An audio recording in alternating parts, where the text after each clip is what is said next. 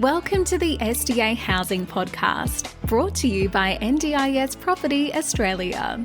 Before starting this episode, we need to provide a general disclaimer. Information contained in this podcast is general in nature only. It does not take into account the objectives, financial situation, or needs of any particular person. You need to consider your financial situation and needs before making any decisions based on the information in this podcast. And you should consider seeking independent and professional advice for your personal circumstances. All right, let's begin.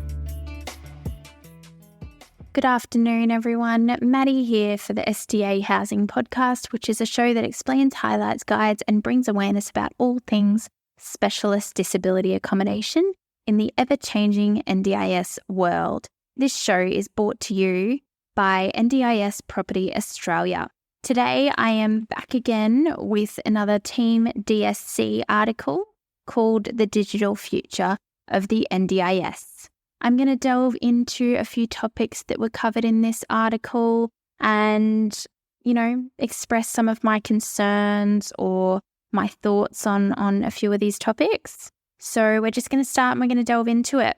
The article starts by saying, after talking about it for almost a decade, the NDIS are starting to make attempts at becoming a more technologically modern government agency. This potential change aims to consolidate digital access for citizens facing services into centralised, secure, scalable and reliable digital portals. It aims to provide easier access to digital government services and enable a consistent, unpredictable digital experience for Australians. Yes, the NDIA should invest in digital infrastructure to enable accessible, timely and reliable information and streamlined processes. Recommendations made for this are to develop an easy-to-use online platform that provides information on all locally available services and supports. My opinion of this is that it can already be very difficult from time to time to navigate through a provider directory.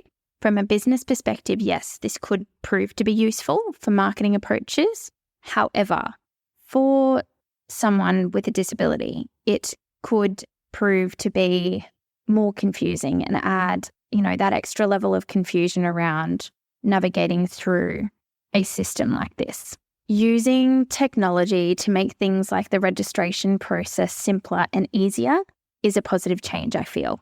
These changes are primarily aimed at making the scheme easier to navigate for participants and improving quality of supports. Another topic I'd like to cover from this article is electronic payments.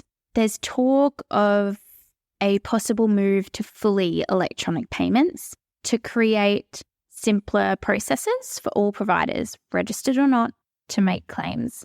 Concerns around this. These electronic payments, Team DSC does have a point. This would mean the end of reimbursements. Participants will no longer need to pay for something out of their own pocket and then wait to be reimbursed.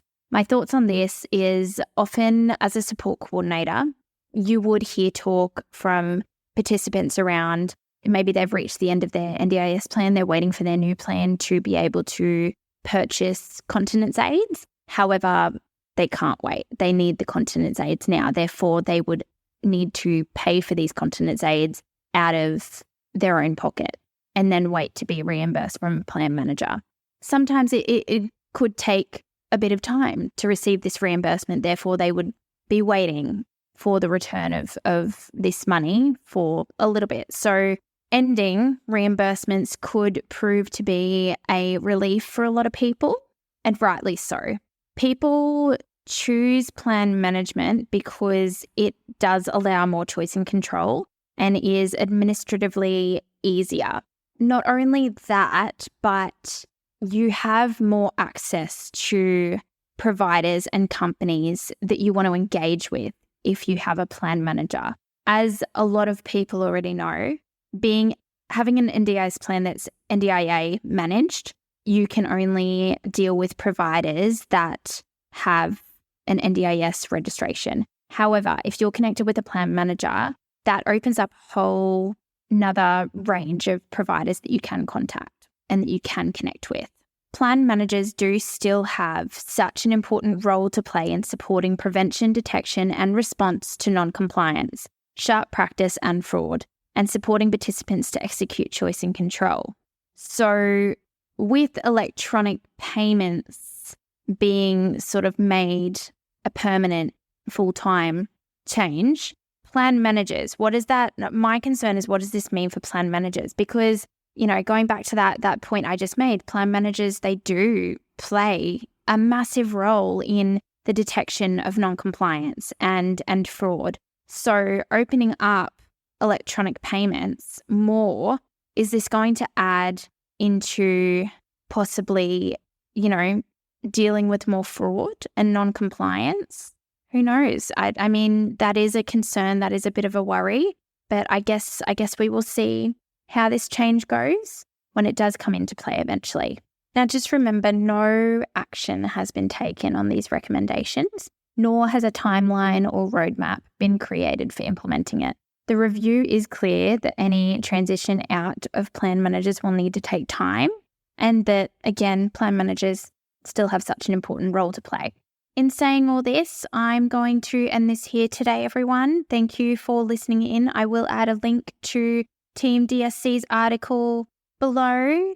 Yeah, thanks for tuning in. I will chat to you guys later. Thanks. Bye. We hope you enjoyed this episode. Please make sure you are subscribed and following us so you can keep in the loop with all of our upcoming episodes. We would really appreciate it if you could leave us a 5-star rating, a written review, and to share this podcast with those that could benefit. Until next time, catch you on the next episode.